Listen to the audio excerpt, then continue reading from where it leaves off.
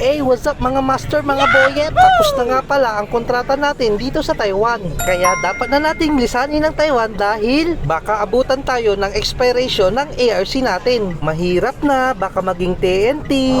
Ikaw, pag umuwi ng Pilipinas, mamimiss mo ba ang Taiwan? Ako? Siguro konti lang pero nag-i-emote dyan. Iniisip ko kasi yung masarap na cravings dito sa Sinchis Inasal House and Restaurant.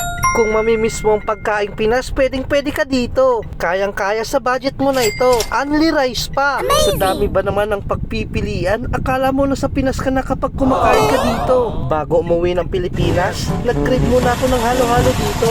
Kahit winter na, ang sarap pa rin maghalo-halo.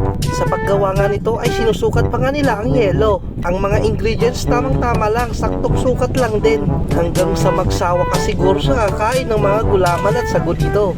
Ano nga bang pagkakaiba ng pagkain ng halo-halo sa Taiwan at sa Pilipinas? Siyempre, pag nasa Taiwan ka, malamig kumain ng halo-halo. Masarap. At yung halo-halo naman sa Pilipinas, siyempre, mainit ang panahon doon. Masarap kumain ng halo-halo.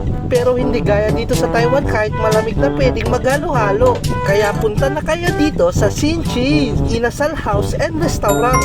Matatagpuan lamang ito sa Chunan, malapit sa Venus. At may Don Rico's Inasal House din sa Huku Branch.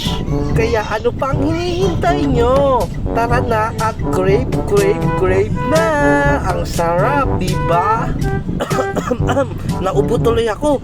Nabulunan na yata ako. Huwag mag-alala dahil merong only drinks dito. Catering ang hanap nyo? Pwede kayong magpa-order dito. Yung nabubulsang Shanghai. 3 hours later. Sinundo na pala kami ng service namin dito papunta ng Taoyuan International Airport. Mamimiss ko ang Pool B3 Dormitory. Bye-bye! Habang nasa daanan nga kami, ba't kaya ganito sa Taiwan? Ang linis ng kalsada. Kung sa Pinas naman ay kawawa. Huy, move on na! Magche-check-in na tayo ng mga bagahe natin. Dumiretso nga pala kami dito sa check-in counter para mailagay na namin yung mga maleta namin at hindi na kami ma-stress. Naman si Gian, tuwang-tuwa. Diba? Shoutout nga pala sa mga tropa natin dyan na nasa KYEC ngayon. Ingat kayo palagi dyan. Worth lang, sipag lang, hayaan mo silang mainggit sa'yo. FYI nga pala, napakaganda ng airport nila dito. Kung naiwanan ka ng eroplano, pwede ka matulog dito. Tignan nyo si kuya, tutulog na. Kung nagutom ka naman, may family mart naman.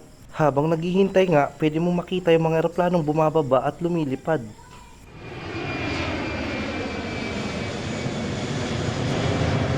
At ito na nga yung time na pasakay tayo ng eroplano. Nakakakaba.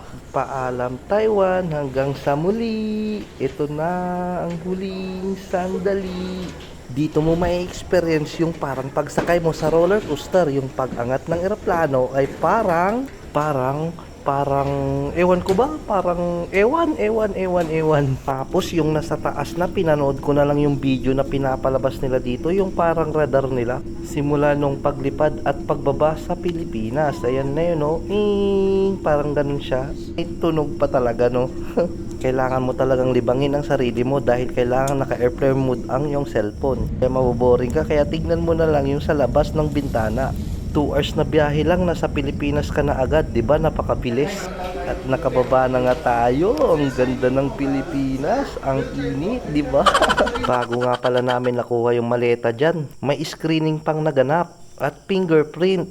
Ang sabi pa nga doon ay itap ang iyong kaliwang hintuturo. At kung nagkamali ka sa pagtap, sasabihin naman niya itap ulit hanggang sa pumasa at sasabihin maligayang pagbabalik sa Pilipinas. A few moments later. Sa sobrang dami ng pasahero, ang dami ring maleta, kaya ang tagal kong hinintay, mahigit 1 hour siguro. For how many years, nakuha ko na rin ang maleta ko dito. Paglabas mo pala ng airport, napakarami pala naghihintay dito sa arrival. Bali dito lang po yan sa Clark International Airport ng Pampanga. Shoutout nga pala dyan sa mga tropa natin sa KYEC, sa Pool B3 Dormitory at sa CPC. Sigurado ako mamimiss nyo ang balot ni Boyet. Hanggang sa muli! Naragsak nga ili, welcome to Rosario, La Union.